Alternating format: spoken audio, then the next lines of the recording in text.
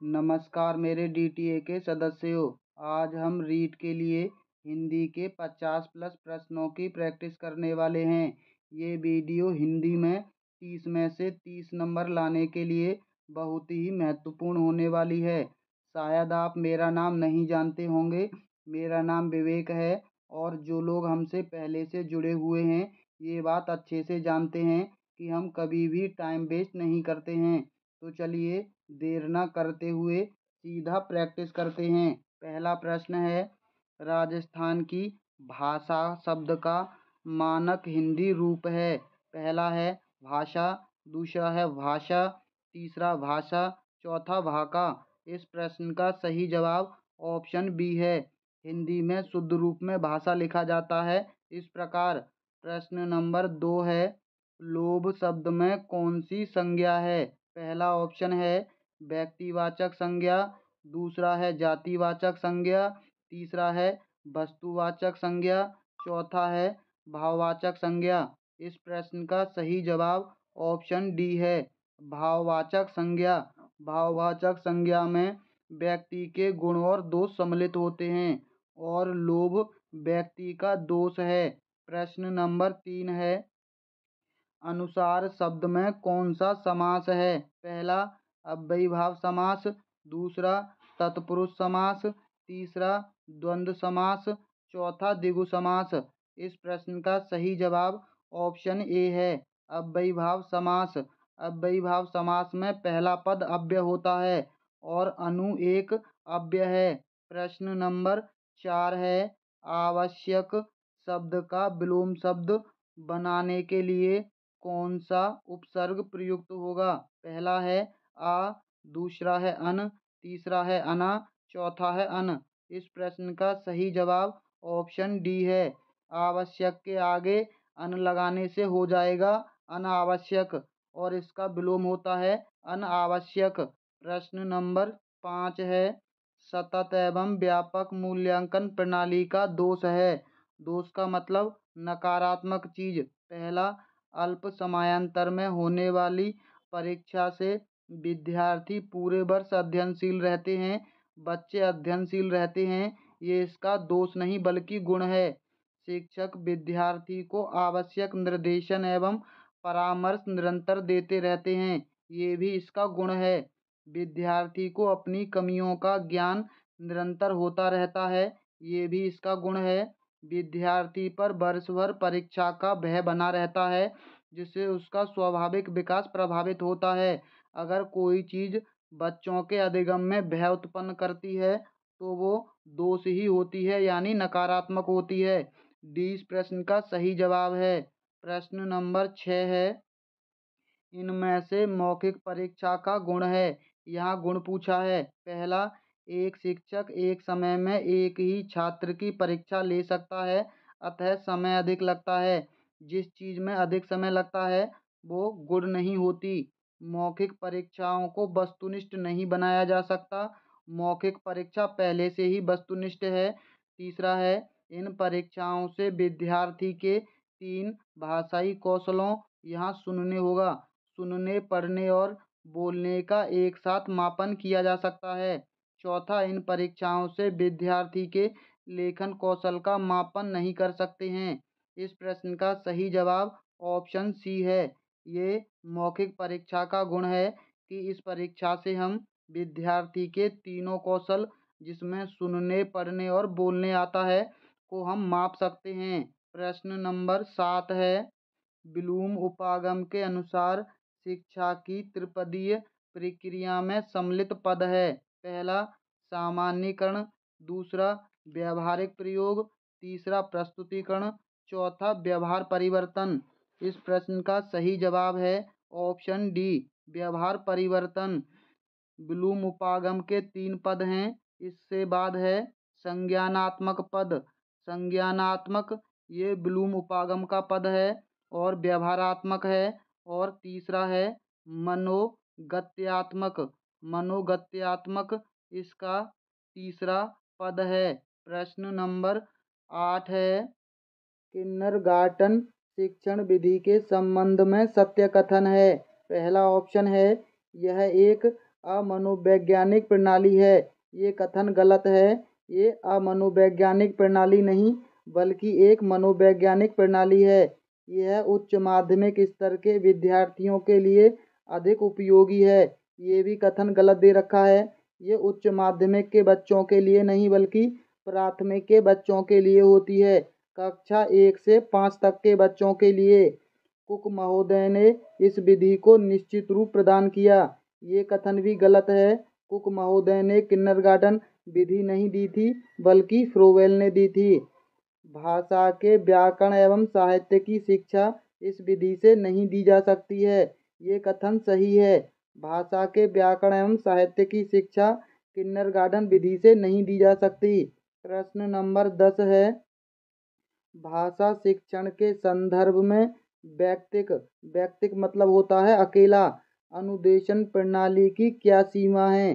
पहला है, इसमें विद्यार्थियों को भाषा के तत्व का ज्ञान प्रभावी रूप से करवाया जा सकता है। दूसरा है, इसमें विद्यार्थियों को भाषाई कौशल में दक्ष किया जा सकता है। तीसरा है, इसमें व्यक्तिक शिक्षण पर अधिक बल दिया जाता है। चौथा है, यह शिक्षण प्रणाली अधिक विद्यार्थियों वाली बड़ी कक्षा में अध्यापन के लिए उपयोगी नहीं है। ये इसका सही जवाब ऑप्शन डी होगा। इसकी सीमा है क्योंकि ये व्यक्तिक अनुदेशन प्रणाली है, यानी एक व्यक्ति के लिए, तो ये बड़ी कक्षा में इसका उपयोग नहीं किया जा सकता। ये इसकी सीमा है। प्रश्न नंबर 11 है, भाषा कौशलों में से अभिव्यक्ति कौशल है, यानी अभिव्यक्ति कौशल मतलब अपनी बात दूसरों से कहना। सुनना और बोलना, सुनने से हम अपनी बात दूसरों से नहीं कह सकते। लिखना और पढ़ना, पढ़ने से हम अपनी बात दूसरों को नहीं बता सकते। बोलना और लिखना। इस प्रश्न का सही जवाब ऑप्शन सी है। आप अपनी बात बोलकर दूसरों को बता सकते हैं और लिखकर भी अपनी बात दूसरों को बता सकते हैं। प्रश्न नंबर 12 है, मूल्यांकन उद्देश्य की प्राप्ति की सीमा का निर्णय करने की प्रक्रिया है। मूल्यांकन की यह परिभाषा किसने दी? पहला है माइकेलिस ने, दूसरा सीसी रॉस ने, चौथा ब्लूम ने, तीसरा ब्लूम ने, चौथा राइटस्टोन ने। इस प्रश्न का सही जवाब ऑप्शन ए है, माइकेलिस ने। इस प्रश्न को कैसे याद रख सकते हैं? मूल्यांकन उद्देश्यों की प्राप्ति की सीमा, यानी आप इसको ऐसे याद रख सकते हैं, प्रत्येक माइक की एक सीमा होती है। आप लोग सभी लोग ब्लूटूथ का उपयोग करते हैं। अगर आप अधिक दूरी पर जाते हैं तो ब्लूटूथ डिस्कनेक्ट हो जाती है और ब्लूटूथ के अंदर माइक भी होता है, तो माइक की एक सीमा होती है। आप इसको ऐसे याद रख सकते हैं, सीमा का निर्धारण माइक के द्वारा किया जाता है, यानी माइकेलिस ने सीमा का निर्धारण किया है। प्रश्न नंबर 13 है, उन्हीं के कारण पृथ्वी मातृभूमि की संज्ञा प्राप्त करती है। वाक्य में कौन सा काल है? पहला है संभाव्य भविष्य काल, दूसरा है सामान्य वर्तमान काल, तीसरा है संदिग्ध वर्तमान काल, चौथा है आसन्न भूतकाल। इस प्रश्न का सही जवाब ऑप्शन बी है, सामान्य वर्तमान काल है। प्रश्न नंबर 14 है, भाव शब्द है, पहला स्त्रीलिंग, दूसरा नपुंसकलिंग, तीसरा पुल्लिंग, चौथा उभयलिंग। इस प्रश्न का सही जवाब ऑप्शन सी है, भाव एक पुल्लिंग शब्द है। प्रश्न नंबर 15 है, वाक्य के कितने अंग माने गए हैं? पहला है 4, दूसरा है 1, तीसरा है 2, चौथा है 3। इस प्रश्न का सही जवाब ऑप्शन बी है, 2 अंग माने गए हैं। पहला अंग है वाक्य का उद्देश्य। उद्देश्य वाक्य का पहला अंग होता है। और दूसरा अंग है विधेय। विधेय वाक्य का दूसरा अंग होता है। वाक्य के 2 अंग होते हैं, उद्देश्य और विधेय। उद्देश्य होता है कर्ता, कर्ता को ही हम उद्देश्य बोलते हैं, और उसके द्वारा जो कार्य किया जाता है उसे हम विधेय बोलते हैं। प्रश्न नंबर 16 है, ढाक के 3 पात लोकोक्ति का सही अर्थ है। पहला है सबसे अलग विचार रखना। दूसरा है समय अनुसार कार्य करना। तीसरा है सदा एक सी स्थिति बने रहना। चौथा है सीमातीत कल्पना करना। इस प्रश्न का सही जवाब ऑप्शन सी है। ढाक के तीन पात का अर्थ होता है सदा एक सी स्थिति बने रहना। प्रश्न नंबर 17 है, बहुत लज्जित होना के अर्थ में उपयुक्त मुहावरा है। पहला है घड़ों पानी भरना। दूसरा है टोपी उछालना। तीसरा है घोड़े बेचकर सोना। चौथा है डंका बजना। इस प्रश्न का सही जवाब ऑप्शन ए है, घड़ों पानी भरना। टोपी उछालना का होता है लज्जित करना, ना कि बहुत लज्जित होना। हम किसी को लज्जित करते हैं, वहाँ टोपी उछालना मुहावरे का अर्थ होता है। और घोड़े बेचकर सोना का अर्थ होता है गहरी नींद में सोना। और डंका बजना का अर्थ होता है प्रसिद्धि प्राप्त होना। प्रश्न नंबर 18 है, निम्नलिखित में से कौन सा शिक्षा शास्त्री पढ़ाने से पहले लिखना सिखाने के पक्ष में है? पहला हेलेन पार्कहट। दूसरा है किलपैट्रिक। तीसरा है स्टीवेंस। चौथा मारिया मांटेसरी। इस प्रश्न का सही जवाब ऑप्शन डी है, मारिया मांटेसरी। मारिया मांटेसरी पढ़ाने से पहले बच्चों को लिखना सिखाने के पक्ष में हैं। प्रश्न नंबर 19 है, वस्तु की पूर्ति की तुलना में मांग अधिक आशय की लोकोक्ति कौन सी है? पहला है एक अनार 100 बीमार। दूसरा है आधा तीतर आधा बटेर। तीसरा है ऊंची दुकान फीके पकवान। चौथा है 9 कनौजिया 13 चूल्हे। इस प्रश्न का सही जवाब ऑप्शन ए है, एक अनार 100 बीमार। आधा तीतर आधा बटेर का होता है बेमेल होना, बेमेल जोड़ होना, यानी दोनों अलग अलग चीजें हैं, इनका जोड़ नहीं हो सकता। ऊंची दुकान फीके पकवान का होता है खाली दिखावा करना। और 9 कनौजिया 13 चूल्हे का होता है बंटवारा। प्रश्न नंबर 20 है, वे मेरे घर आएंगे क्योंकि उन्हें अजमेर शहर घूमना है। रचना की दृष्टि से यह वाक्य किस प्रकार का है? पहला है मिश्र वाक्य। दूसरा है सरल वाक्य। तीसरा है संयुक्त वाक्य। चौथा है विधानवाचक वाक्य। इस प्रश्न का सही जवाब ऑप्शन ए है, मिश्र वाक्य। मिश्र वाक्य में आपको की शब्द दिखाई देगा। की से जुड़े हुए वाक्य मिश्र वाक्य होते हैं, या मात्र केवल की हो या क्योंकि। प्रश्न नंबर 21 है, निम्नलिखित में से स्त्री शब्द का पर्यायवाची है? पहला है ईहा। दूसरा है आपगा। तीसरा है सिला। चौथा है अबला। इस प्रश्न का सही जवाब ऑप्शन डी है, अबला स्त्री का पर्यायवाची होता है। प्रश्न नंबर 22 है, निम्नलिखित में से किस शब्द में प्रत्यय लगा हुआ है? पहला बेग में। दूसरा फुर्तीला में। तीसरा अनाथ में। चौथा उमड़ में। इस प्रश्न का सही जवाब ऑप्शन बी है, फुर्तीला में लगा हुआ है ईला प्रत्यय। प्रश्न नंबर 23 है, मनोविकार शब्द का समास विग्रह होगा। पहला है मन से विकार। दूसरा है मन और विकार। तीसरा है मन का विकार। चौथा है मन के द्वारा विकार।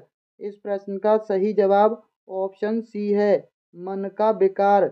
इसके अंदर तत्पुरुष समास होता है। प्रश्न नंबर 24 है, एक अच्छे मूल्यांकन की विशेषता नहीं है। पहला वैधता। दूसरा वस्तुनिष्ठता। तीसरा आत्मनिष्ठता। चौथा है व्यापकता। इस प्रश्न का सही जवाब ऑप्शन सी है, आत्मनिष्ठता। ये मूल्यांकन की विशेषता नहीं है और ना ही इंसान की होनी चाहिए। आत्मनिष्ठता का मतलब होता है मैं, यानी घमंड आ जाना। प्रश्न नंबर 25 है, निम्न में से कौन सा शब्द पुल्लिंग है? पहला मनोवृत्ति होती है, जीविका, बैठी या स्वप्न। इस प्रश्न का सही जवाब ऑप्शन डी है, स्वप्न एक पुल्लिंग शब्द है। स्वप्न हमेशा देखा जाता है, ना कि देखी जाती है। प्रश्न नंबर 26 है, नवीन शिक्षण पद्धतियों में प्रोजेक्ट विधि के व्यापक प्रयोग का श्रेय किसको जाता है? जॉन डीवी और किलपैट्रिक को, स्टीवेंस और रिचर्ड्स को, कुमारी हेलेन पार्कहर्ट को, कार्ल्टन और बॉसवर्न को। इस प्रश्न का सही जवाब ऑप्शन ए है, जॉन ड्यूवी और किलपैट्रिक को। प्रोजेक्ट विधि के जनक हैं किलपैट्रिक। हमने इसको याद रखने की आपको एक ट्रिक बताई थी। जब भी आपको कॉलेज या स्कूल में कोई प्रोजेक्ट मिलता है तो उसको पूरा करने के लिए आप कोई ना कोई ट्रिक जरूर लगाते हैं, चाहे अपने दोस्तों से करवाएं या अपनी बहन या किसी और से। आप प्रोजेक्ट को पूरा करने के लिए बहुत सारी ट्रिक लगाते हैं। ट्रिक से याद रख लीजिए, किलपैट्रिक और प्रोजेक्ट से प्रोजेक्ट विधि। प्रश्न नंबर 27 है, निम्नलिखित में से उद्धरण के लिए प्रयुक्त किया जाने वाला चिन्ह है। इसका जवाब ऑप्शन बी सही है। बी वाला चिन्ह उद्धरण है। पहला चिन्ह है अर्धविराम। अर्धविराम है पहला चिन्ह। तीसरा है योजक, जिसे हम डैश भी बोलते हैं, योजक चिन्ह है। और आखिरी का चिन्ह है पूर्ण विराम। पूर्ण विराम आखिरी का है। प्रश्न नंबर 28 है, देश शब्द का पर्यायवाची है। पहला वासव, दूसरा है अटवी, तीसरा है सदन, चौथा है राष्ट्र। इस प्रश्न का सही जवाब ऑप्शन डी है, राष्ट्र है देश का पर्यायवाची। वासव होता है इंद्र का पर्यायवाची, अटवी होता है वन का या जंगल का पर्यायवाची, और सदन होता है घर का पर्यायवाची। प्रश्न नंबर 29 है, अपने हित के लिए किया गया कार्य वाक्यांश के लिए एक शब्द है। परोपकार, दूरदर्शी, स्वार्थ, अक्षम्य। इस प्रश्न का सही जवाब ऑप्शन सी है, स्वार्थ। अपने हित के लिए किया गया कार्य स्वार्थ होता है और दूसरों के हित के लिए किया गया कार्य परोपकार होता है। प्रश्न नंबर 30 है, शिक्षक श्यामपट्ट कॉपी या स्लेट पर अक्षरों को लिख देता है और छात्रों को कहता है कि इन अक्षरों को देखकर उनके नीचे स्वयं इसी प्रकार अक्षर बनाएं। यह विधि है, पहला पेस्टोलॉजी विधि, दूसरा अनुकरण विधि, तीसरा मॉन्टेसरी विधि, चौथा जे कोकटॉक विधि। इस प्रश्न का सही जवाब है ऑप्शन बी, अनुकरण विधि। अनुकरण विधि में बच्चा देखकर सीखता है। प्रश्न नंबर 31 है, खुद श्रीमान बैगन खाएं औरों को परहेज बताएं। लोकोक्ति का सही अर्थ है। पहला, कहने से जिद्दी व्यक्ति काम नहीं करता। दूसरा, बैगन खाने के नुकसान बताना। तीसरा, उपाय वही अच्छा जो कारगर हो। चौथा, केवल दूसरों को सलाह देना लेकिन उसे व्यवहार में न लाना। इस प्रश्न का सही जवाब ऑप्शन डी है, केवल दूसरों को सलाह देना लेकिन उसे व्यवहार में न लाना। और कहने से जिद्दी व्यक्ति काम नहीं करता है, इसकी लोकोक्ति है, कहने से कुमार गधे पर नहीं चढ़ता। प्रश्न नंबर 32 है, गजानन में कौन सा समास है। पहला बहुब्रीहि समास, दूसरा द्विगु समास, तीसरा कर्मधारय समास, चौथा तत्पुरुष समास। इस प्रश्न का सही जवाब ऑप्शन ए है, बहुब्रीहि समास। बहुब्रीहि समास में जितने भी भगवान के नाम हैं वो सभी बहुब्रीहि समास के उदाहरण हैं। गजानन प्रयोग होता है भगवान गणेश के लिए। प्रश्न नंबर 33 है, इतिश्री होना मुहावरे का अर्थ है। पहला शुरू होना, दूसरा समाप्त होना, तीसरा तैयार होना, चौथा अटल रहना। इस प्रश्न का सही जवाब ऑप्शन बी है, समाप्त होना। समाप्त होना के लिए मुहावरा होता है इतिश्री होना और शुरू होना के लिए होता है श्री गणेश होना। प्रश्न नंबर 34 है, चक्रपाणी कौन सा समास है। बहुब्रीहि समास, द्वंद्व समास, द्विगु समास, इनमें से कोई नहीं। इस प्रश्न का सही जवाब ऑप्शन ए है, बहुब्रीहि समास। चक्रपाणी किस भगवान के लिए प्रयोग होता है, आप उस भगवान का नाम हमें कमेंट बॉक्स में टाइप करना ताकि उनका आशीर्वाद आप पर बना रहे, आपको रीट के एग्जाम में अच्छे नंबर मिलें। प्रश्न नंबर 35 है, बैठक में कौन सा प्रत्यय है। पहला उक प्रत्यय, दूसरा का प्रत्यय, तीसरा अक प्रत्यय, चौथा ऊक प्रत्यय। इस प्रश्न का सही जवाब है ऑप्शन सी, अक प्रत्यय है बैठक के अंदर। प्रश्न नंबर 36 है, तलवे चाटना मुहावरे का अर्थ है। पहला खुशामद करना, दूसरा प्रशंसा करना, तीसरा झगड़ा करना, चौथा भला बुरा कहना। इस प्रश्न का सही जवाब ऑप्शन ए है, खुशामद करना। इसका मुहावरा होता है तलवे चाटना। प्रश्न नंबर 37 है, जिस पुरुष की स्त्री मर गई हो उसके लिए एक शब्द होगा। पहला स्त्री विहीन, दूसरा पत्नीहीन, तीसरा विदुर, चौथा नारी विहीन। इस प्रश्न का सही जवाब ऑप्शन सी है, विदुर होता है। जिसकी स्त्री मर जाती है और जिसका पति मर जाता है उसे विधवा बोलते हैं। प्रश्न नंबर 38 है, उत्कर्ष का विलोम होगा। पहला परमोत्कर्ष, दूसरा अपकर्ष, तीसरा विकर्ष, चौथा इनमें से कोई नहीं।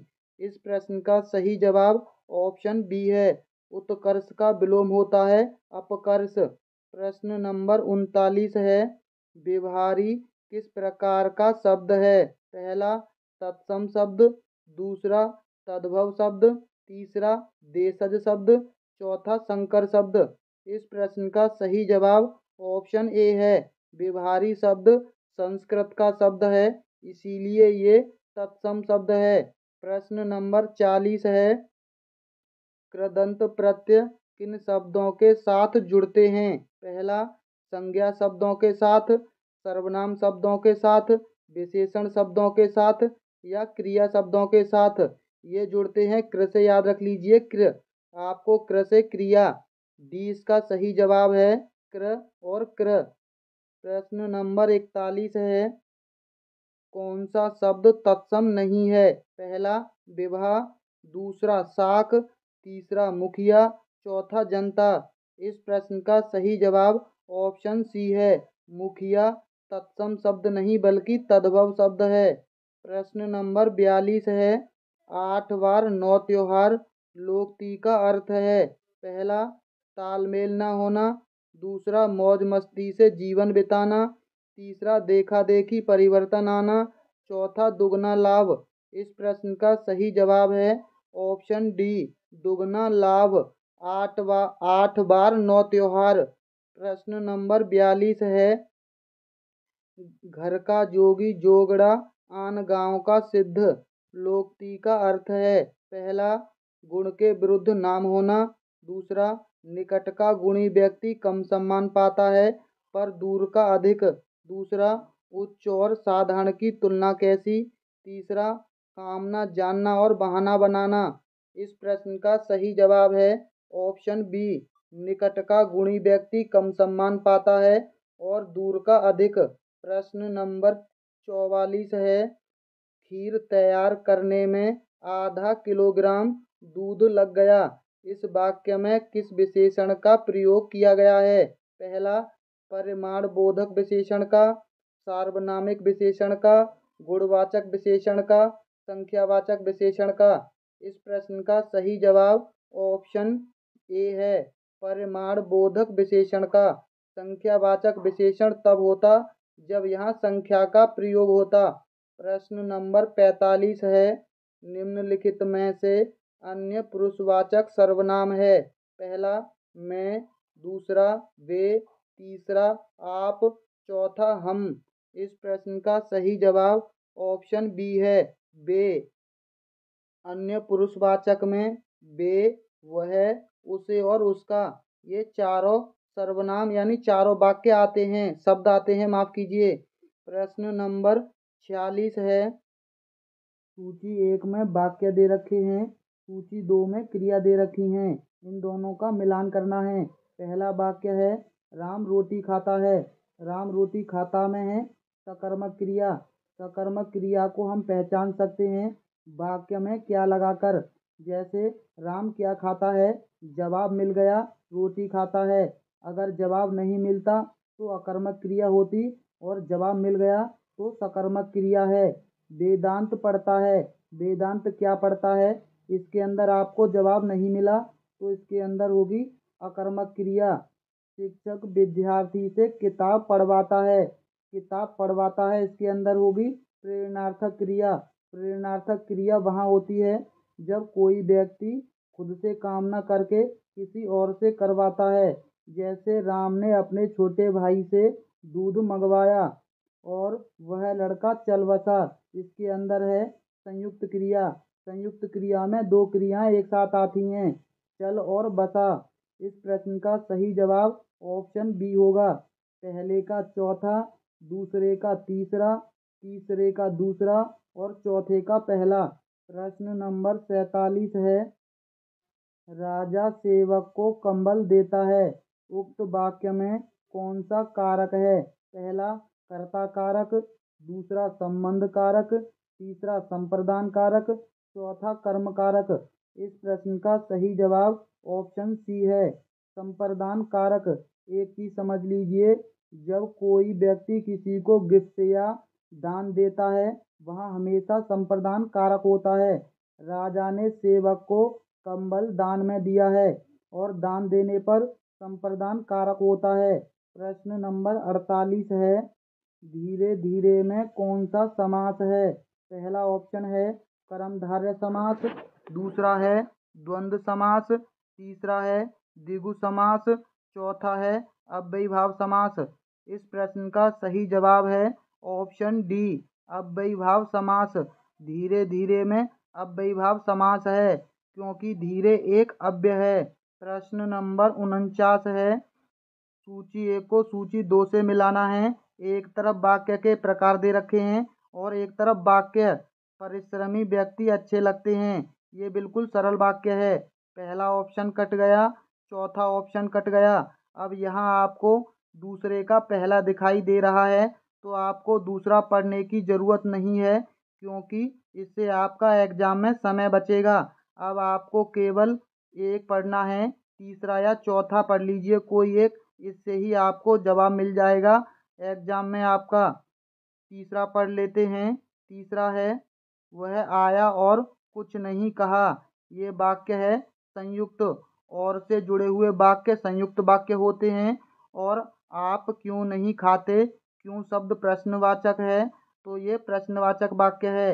इस प्रश्न का सही जवाब ऑप्शन बी है। प्रश्न नंबर 50 है, शब्द व उसके पर्यायवाची शब्दों के बेमेल जोड़े का चयन कीजिए। आनंद का वासव होता है, रमा का लक्ष्मी होता है, वायु सखा का कृशाणु होता है, आम्र का रसाल होता है। इस प्रश्न का सही जवाब ऑप्शन ए है। वासव का हम आपको बता चुके हैं, ये इंद्र का पर्यायवाची है, यानी ये आनंद का पर्यायवाची नहीं बल्कि इंद्र का पर्यायवाची है। ए बेमेल जोड़ा है। प्रश्न नंबर 51 है, इनमें से कौन सा यमुना का पर्यायवाची नहीं है? पहला अर्कजा, कृष्णा, कालिंदी और ध्रुवनंद। इस प्रश्न का सही जवाब ऑप्शन डी है, ध्रुवनंद। ये यमुना का पर्यायवाची नहीं है। ध्रुवनंद का अर्थ होता है ध्रुव के आनंद और ध्रुवनंद प्रयोग होता है भगवान विष्णु के लिए। प्रश्न नंबर 51 है, यहाँ विलोम शब्द दे रखे हैं, उसका मिलान करना है। उधर्व का होता है, इसका होगा दूसरा अधय। और आसवन का विलोम होता है आरंभ। तिक्त का विलोम होता है मधुर और सुधा का विलोम होता है गरल। प्रश्न नंबर 52 है, निम्नलिखित में से जलद जलज शब्द युग्म का असंगत अर्थ है। पहला कपास और लहर, दूसरा बादल और कमल, तीसरा समुद्र और हाथी, चौथा हाथी और सरोवर। इस प्रश्न का सही जवाब आप लोग हमें कमेंट बॉक्स में देना कि जलद का अर्थ और जलज का क्या अर्थ होता है। ये बहुत ही आसान है। अगर आपको ऐसे ही बिना टाइम वेस्ट के अच्छी प्रैक्टिस करनी है तो आप हमारी वीडियो को लाइक, हमारे चैनल को सब्सक्राइब कर लीजिए क्योंकि एग्ज़ाम में इतना समय नहीं बचा है कि फालतू की बातों में समय बर्बाद किया जाए और हम आपका कभी भी समय बर्बाद नहीं करते हैं। इसके लिए आपको हमारी वीडियो को लाइक और हमारे चैनल को सब्सक्राइब करना पड़ेगा। तो चलिए मिलते हैं बहुत जल्द अगली वीडियो में। वीडियो देखने के लिए बहुत बहुत धन्यवाद।